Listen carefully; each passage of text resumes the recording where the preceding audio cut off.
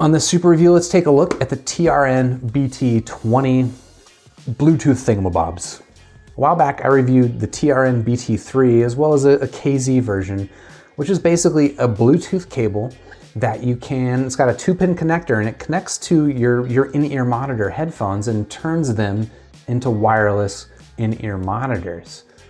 Well, of sorts. So the TRN BT3 I had actually has pretty long wires on it, but pretty good functionality. Not the best sound quality, but pretty decent functionality. The KZ cable, I found the sound quality is actually pretty solid on that. Unfortunately, it was just the connection was not very good, but here we've got a new version of it from TRN, and this is obviously doing something a little bit different. This is aiming to turn your in-ear monitors into true wireless earbuds, at least somewhat true wireless. There is like a 1.5 inch wire on that. That said, look, I don't know. How are these things gonna function? How are they gonna sound? That's the kind of stuff we're gonna find out. Let's go ahead and open up the box. We'll find out what you get inside the TRN BT20. Then I'll give it a listening test and run these against my typical music tests as well as my typical Bluetooth tests, because these things, if these things are being playing with my high-end earbuds, these things better sound good. And if they're gonna be Bluetooth, well, there's a lot of functionality that they can screw up, but if they do it right, this could be actually a pretty interesting product. Let's check it out. Decent spin.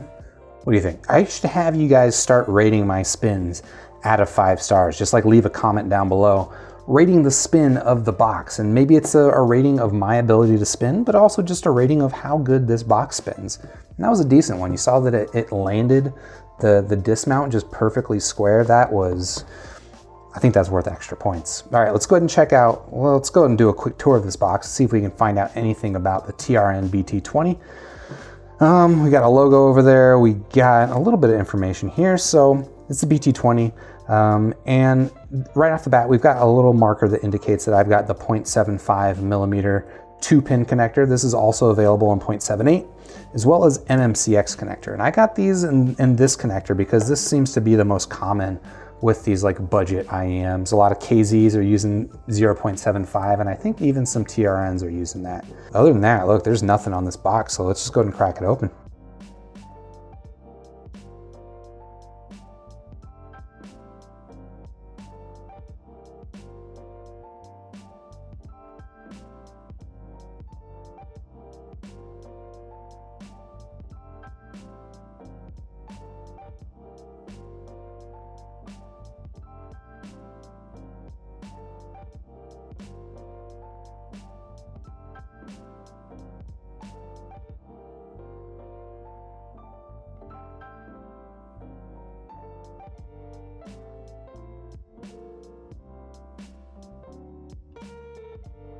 All right, that's it. That's what you get in the box of the TRN BT20. You shouldn't be surprised, there's not a ton here. But what you do get is a nice little warranty card. You get I don't know what that is, QC Pass sticker, cool. You do get a charging cable, which is USB micro, but interestingly, it is USB micro on 2 ends. Well, it's got USB-A on 1 end, but then it goes out, it splits into a Y to 2 different connectors because you've got 2 different pods, these 2 different adapters that are completely separated. They're not connected to each other at all, so they've each got their own battery in them, and they have to be charged together. That's actually, I have a feeling that's actually going to be kind of annoying, but let's talk about the pods themselves, or do we want to call them pods? It's definitely not a Bluetooth cable. What is this thing? A Bluetooth pod? We'll stick with that. We get to the pods and they're relatively lightweight. They've got these cables that have preformed hooks on it, which is good. That's what I want, especially in something like this where frankly, this hook is going to be doing a lot of work to hold these things in place. But yeah, fairly lightweight. They've got a little trap door on the bottom that opens up and gives you access to that USB micro connector. And as suggested earlier, there's 2 of them. There's one at the bottom of either pod. And then either pod also has a single button on it. Other than that, look, there's not much we're gonna find out about this thing until I hook it up to some headphones, give it a listening test, and really give these things a Bluetooth test. These things, look, there's a lot of ways that these things can go wrong, but if they go right, this could be kind of a cool product. So yeah, I'll spend some time living with these headphones and I'll come back and I'll let you know.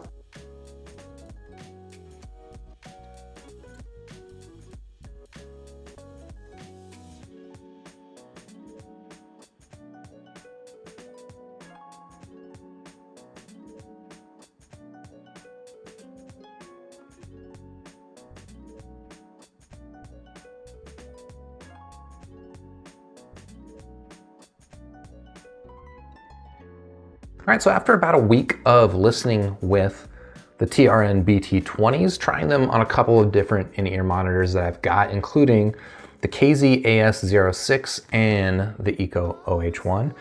I'm ready to let you know what I think about these things, and I think they're pretty good. I think there's a couple of details that they miss out on a little bit. Well, maybe kind of a lot of it, but I still actually quite like this product. Let's start with generally the form factor and the fit, which is one of the things I really like about these. So the BT20 has got these pre-formed hooks and these little battery packs hanging off the back. Let me show you what they look like to wear. You know, I appreciate that the cable is pre-formed. I think that's a nice touch, and obviously there's no wire on them, which is an advantage over some of the other Bluetooth wires like this. So you can see that the little battery pack sits here behind my ear, and otherwise, no cables. This is pretty nice.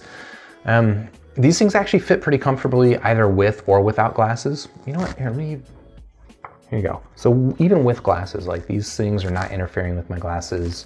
I think it's generally, yeah, like they do the fit pretty well. Another thing that's kind of nice about wearing these is that you can just kind of pull out the ear piece, the in-ear from your ear, and just kind of dangle it, let it sit there hooked around your ear.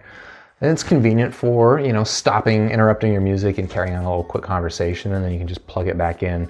You know, you can't take them off and dangle them around your neck the way that you might with a standard Bluetooth wireless adapter, if that is even a standard thing. Another thing that I quite like is the fact that there is a button on the battery pod and not on the headphone. So with some of my true wireless buds, they've got a button on the headphone, and when you press that button, you're essentially like pushing the headphone into your ear, which, you know, when these things fit kind of deep, that's not super comfortable.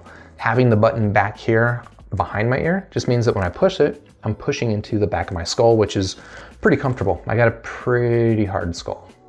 Now, one thing that's worth calling out and going into detail about, so one of my bigger issues with this thing is that there is no charging case, right? With most true wireless headphones, especially like the Apple AirPods, everyone knows the Apple AirPods, they've got a charging case. So when you're done listening to them, you plug them into the charging case. And not having a charging case on these has a number of implications. Not just that the battery life is a little bit limited.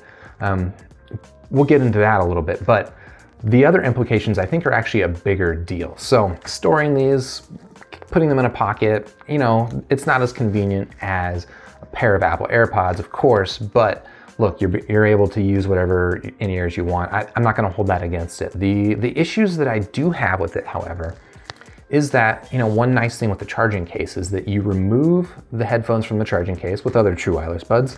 They automatically power on, automatically connect to your phone, and it's very, very seamless to start listening to music. With these, it's kind of the opposite of seamless, right? There's no automatic power on and no automatic, well, there's automatic pairing once you power them on, but there's no automatic power on. And in fact, you have to power on both of these units individually. They each have their own power button. You can't just turn on one and it'll turn on the other. You gotta press and hold two different power buttons.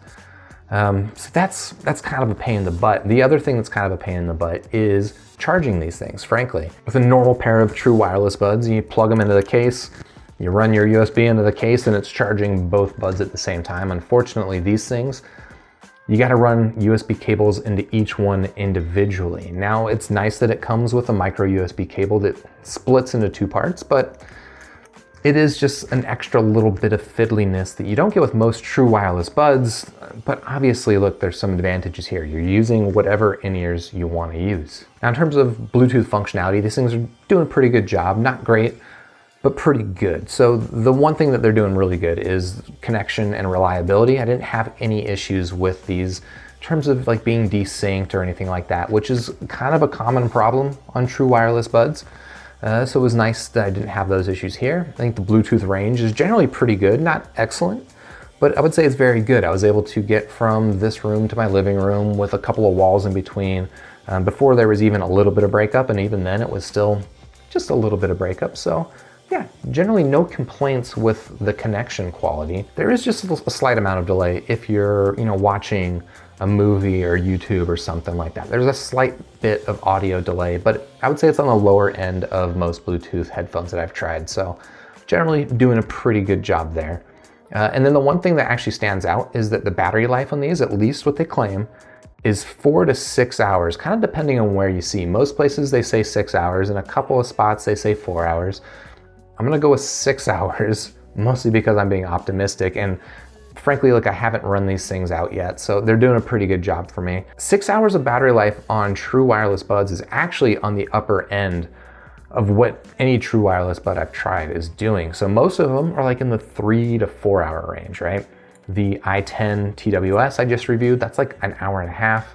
And then AirPods on the upper end are 5 hours. So these at 6 hours, that's pretty good. Now, I'll be honest, I haven't thoroughly tested the battery life, so I can't totally confirm that. But so far from my experience, it seems about right. And then one other thing about the functionality that's worth calling out is there is one button on each earphone. There's no way to control the volume.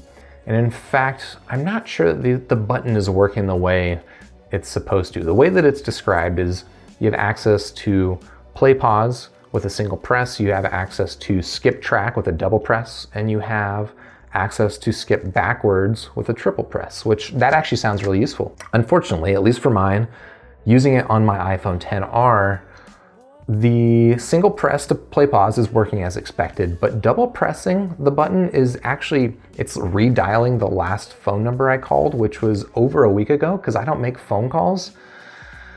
That's actually kind of annoying.